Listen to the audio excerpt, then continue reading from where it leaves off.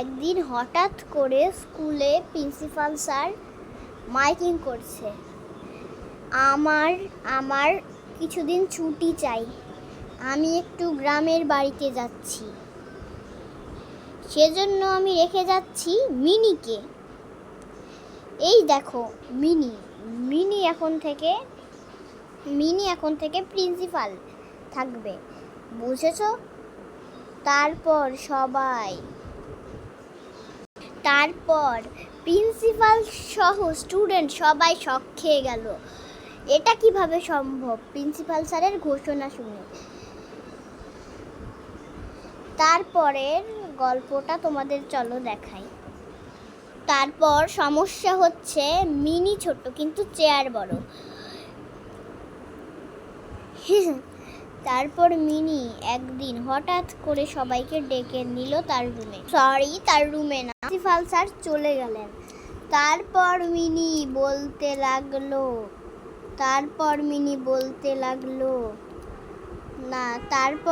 বলতে লাগলো যে এখন থেকে নতুন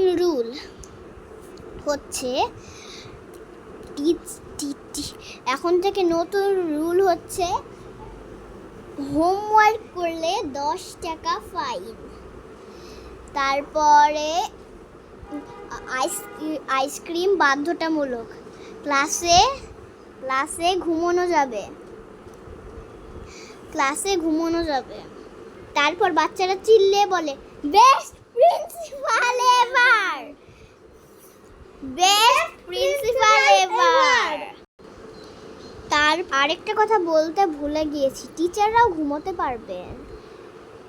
তারপর টিচার কাঁদতে থাকে, বলতে থাকে এইভাবে ক্লাস চলবে, এভাবে স্কুল চলবে।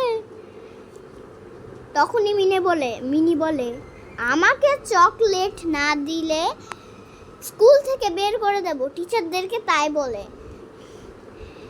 এবার শেষের গল্পটা আপনারা দেখলে হাসতে হাসতে পাগল হয়ে যাবেন।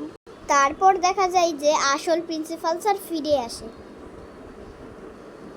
এসে দেখে টিচাররা ঘুমাচ্ছে, বাচ্চারা নাচানাচি করছে, কেউ আইসক্রিম খাচ্ছে, কেউ বল খেলছে, কেউ আবার দৌড়াদৌড়ি করছে।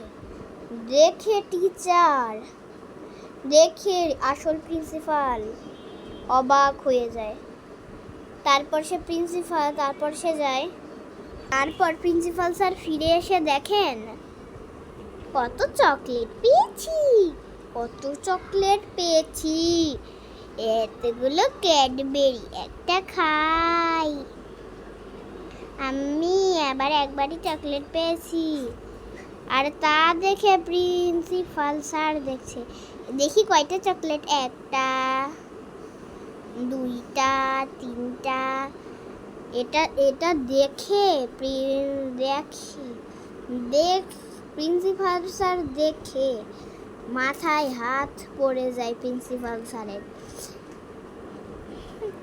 ভাবে যে এই বেবিকে তো আর রাখা যাবে না, দেখি বেবি চকলেট গুনছে, স্কুলের কি অবস্থা ভাই।